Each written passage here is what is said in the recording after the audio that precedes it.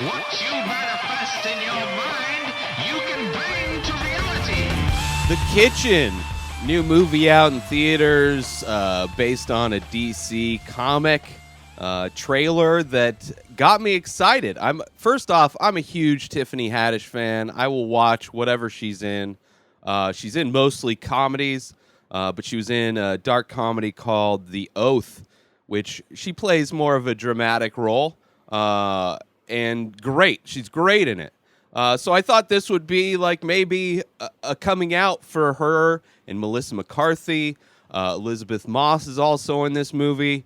I am very much not a fan of Melissa McCarthy. I really do not understand why so many people love her movies and her acting. Maybe I just haven't seen the movie that hooked people.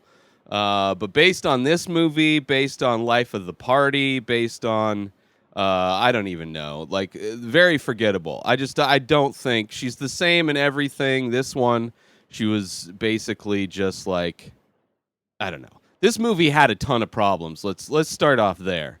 It's a very forgettable movie. Despite it being like a gangster movie, the wives of gangsters take over when their husbands are caught by the FBI and put to jail.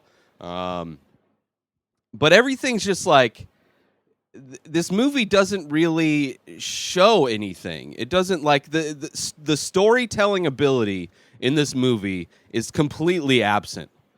First off, not surprised that it's based on a DC property. I don't know what the fuck is going on with DC, but they had, like, Wonder Woman was okay, Aquaman was okay, like stupid action movies. There's not really any depth to it. Definitely better than the Batman versus Superman. Definitely far, far superior than the Suicide Squad bullshit. But this movie it's not like bad. It's just like nothing. This movie is like biting into air. There's just nothing in it. Tiffany's was great. Tiffany Haddish is great in this, although she plays like this character. She's obviously an African-American woman. The other two ladies are white. They're all married to Irish gangsters, apparently, who take money from businesses in exchange for protection. The husbands get busted. It kind of sets up a little bit like, oh, one of the husbands beats her. Like, they're all assholes. Like, the most generic, stereotypical, like, just kind of asshole dude from that time period. Like, nothing special. None of the characters, like, there's nothing that makes me understand why they're with these people or any. It's just like, hey, look, let me just show you the scene to, like, set up that they're assholes, even though it's, like, stupid. And then they get put away, so I don't really feel bad because they're all assholes. But then all of a sudden, these chicks are just collecting money. There's just, like, it jumps right to a montage of all three of these characters just effortlessly taking over the business, right? From somebody else that's already in charge, or somebody else that's in charge of the gang. But the ladies just decide to take over. But of course, they get two goons from the gang to help them be muscle to get the money, because they're not, like, these characters don't really do anything. Eventually, Elizabeth Moss's character, there's some, like, random dude that comes out of nowhere that's like, oh, blah blah's back. He's crazy. He's so crazy. And he's like, just his performance is of pretty much just a level-headed, normal dude, aside from the fact that he kills people. This is just, it's just, in every aspect, there's just like, it's almost as if they shot this movie and nobody knew what movie they were in. I don't know. It was just, there was nothing there. Like, their husbands get put away, and then all of a sudden there's a montage of them just collecting tons of money. And then now they're rich. And now it's like they want to expand. They want to take over different territories. And it's like, when you're trying to do a movie in the gangster genre of films, there's a high bar set with like most of Martin Scorsese's catalog of films. The one I'm totally blanking on the one, the most classic one. Goodfellas. Like, you get so many of the tropes that you find in gangster movies in this movie, but they're not set up. They're not paid off. I'm not scared for anybody. There's a twist in this movie where you find out, fuck this movie, I'm spoiling it, where you find out that Tiffany Haddish's character is sleeping with the FBI agent who busted all of their husbands. And it's like, it's set up by showing random scenes that mean nothing.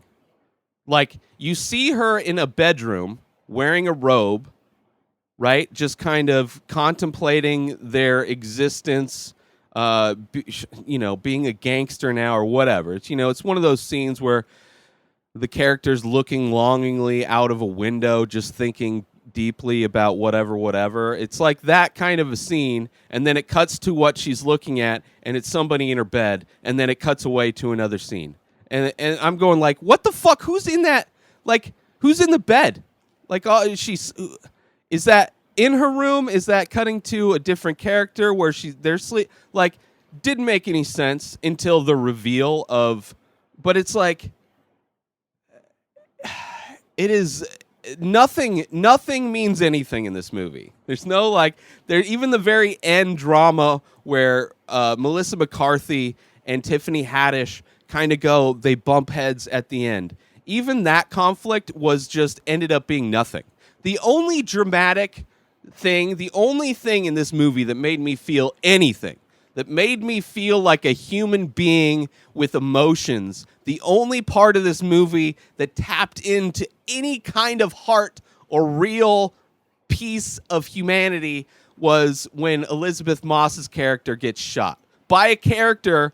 There's this offhanded line where it's like, oh, maybe we should take out this one kid. Oh, he's a nice kid. This kid has not been a part of this movie at all, right? Maybe background or whatever. But it's just all of a sudden they start talking about this character, and then all of a sudden he's like the guy that's going to go take her out. It's just,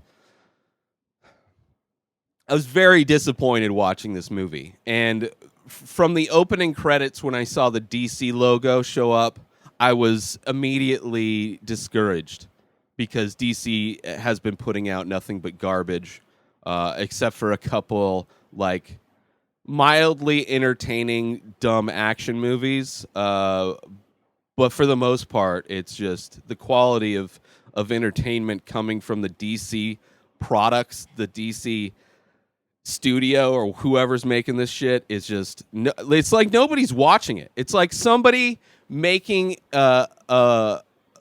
like they've seen movies before and they kind of just copy different types of scenes, but they don't have the ability to actually tell a story, so none of the scenes mean anything and there's no drama, it's just like the most nothing movie. And I'm convinced Melissa McCarthy and who's the name from the Batman guy? Fuck. God, what's his name?